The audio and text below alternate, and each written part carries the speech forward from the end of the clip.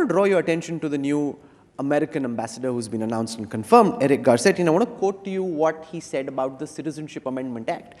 He was asked during the Senate Foreign Affairs Relations Committee meeting about the CA. Now, he's someone who's spoken up multiple times on human rights and discrimination, and he thinks the Citizenship Amendment Act is a core piece of his engagement rather than an obligation.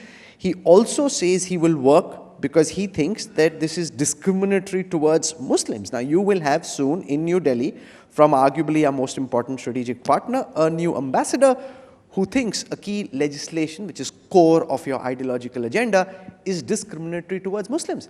You know, first of all, when CA was passed, there was a debate. People in this country tried to make it an international debate.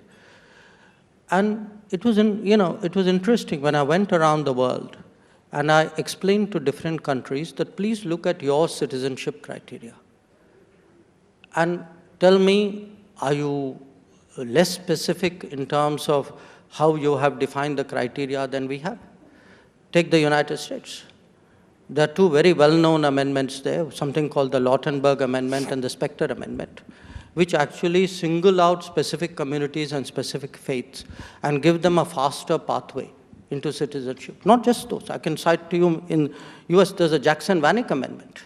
There was one, if my memory serves me right, for the Hmong people. So, and this is not just the US. But if you look at Europe, the Germans have a faster citizenship pathway for people of German descent in other countries. There are other European countries who say, you speak my language, you have my faith, you have cultural characteristics. But India doesn't have one faith. No, sorry? India doesn't have one faith.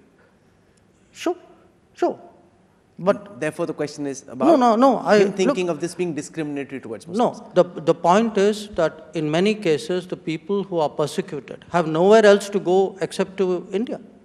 I mean, if you are a Hindu in Pakistan who's being oppressed, where else will you go other than India? Okay. So, I mean, look, somewhere, I mean, you should not subject common sense to political correctness. I mean, there is a certain reality here which all of us know. I mean, stares you in the face.